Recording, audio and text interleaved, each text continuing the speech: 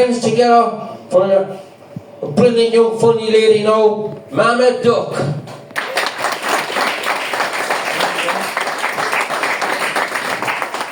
G'day, Limerick.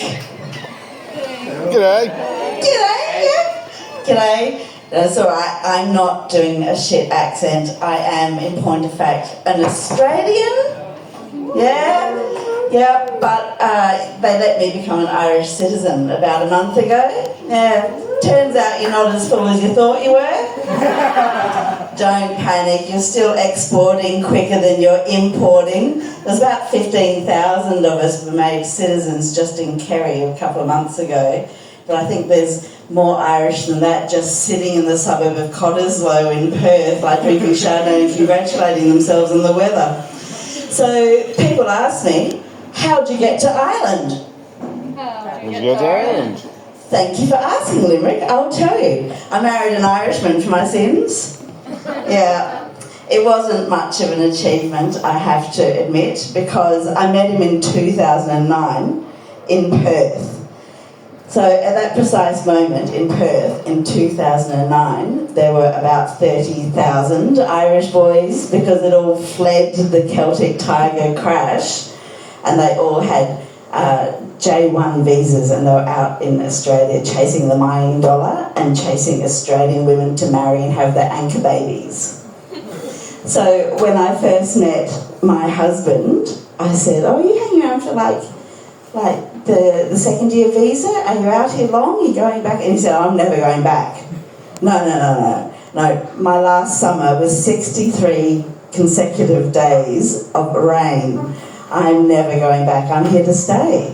And I said, "Well, you got to find a nice Aussie girl to marry then." And he said, "Will you marry me?" And I said, "Yes."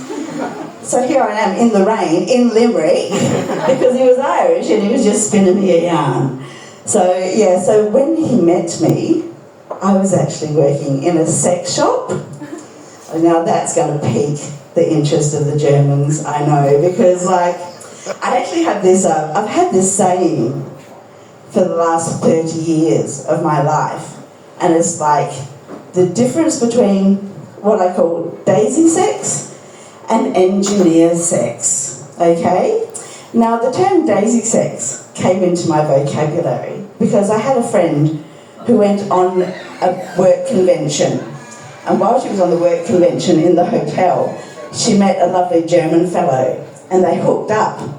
And then when they went to his hotel room, before they could get into it, he opened a briefcase, and it was all kitted out with the latest in German silicone engineering for his and her pleasure.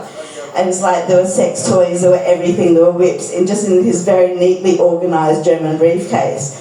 And my Australian friend went, "Oh, no, I'm not into that." And he goes, "Oh, what? You're into daisy sex?"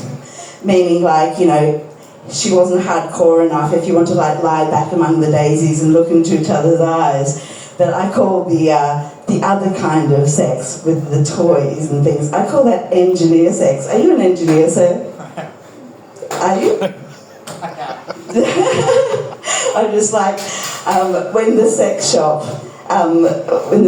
we had a lot of Indian students came in, and they were nearly all engineers, and I thought they were just fascinated by the little devices we used to sell.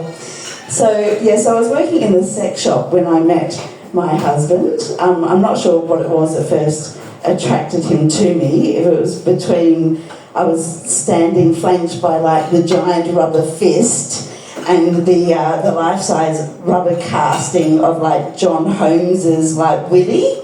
And for those of you who don't know, John Holmes was a big porn star in the 70s.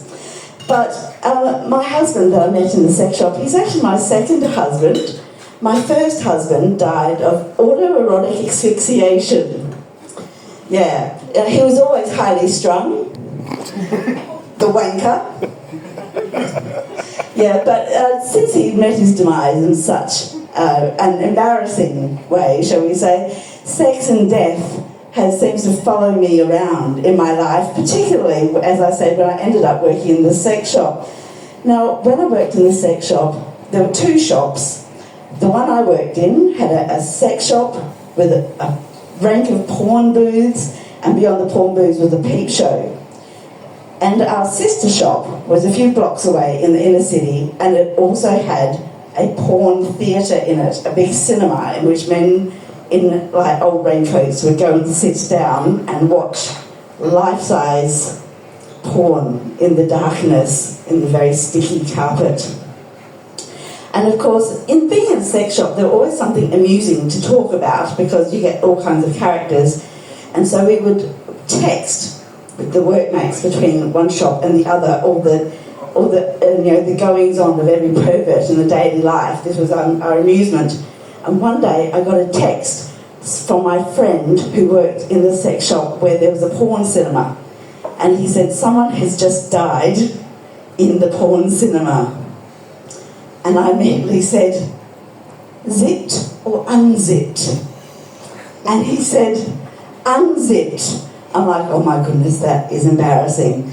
And he says, yes, but the manager, when he was doing CPR, he says he tucked him back inside the jeans and zipped him up. And I'm like, well, that's pure humanity, that is, isn't it? It's like preserving the man's reputation so the family didn't need to know.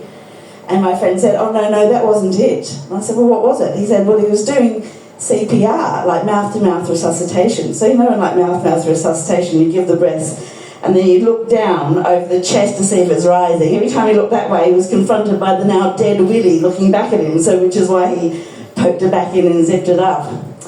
But I say sex and death always firmly linked in my mind, which has always given me a bit of a dark sense of humour. And of course, the Irish have a very dark sense of humour when it comes to funerals. So much so that my very Irish neighbour told me this story about, for those of you who are unfamiliar with the tradition in Ireland, we sit up with the dead for at least 24 hours. It's called a wake. We're literally waiting to make sure they don't wake up because no one wants to be buried alive again. So she was sitting up all night with her uncle, and she was exhausted. All the relatives had come and gone for the party, and she was sitting up with vigil with her uncle who was laid out in the coffin, and there was a knock at the door, and it was the local priest. Now, my friend was there with her cousin, and her cousin said, I'm too tired, I'm too wrecked, I cannot deal with a priest at this time of night. He's going to sit here and drink all our best booze and keeping us up. You know, one of us needs to take a shift with vigil with the dear deceased, and the other one's going to go to bed. We're going to be doing this all night, we need to get rid of the priest. He said, I've got some Valium here, put a couple in his cup of tea. When he gets a cup of tea and he'll get sleepy, he'll go home, and one of us can go to bed, and the other one can sit up with Uncle Bill. So they did.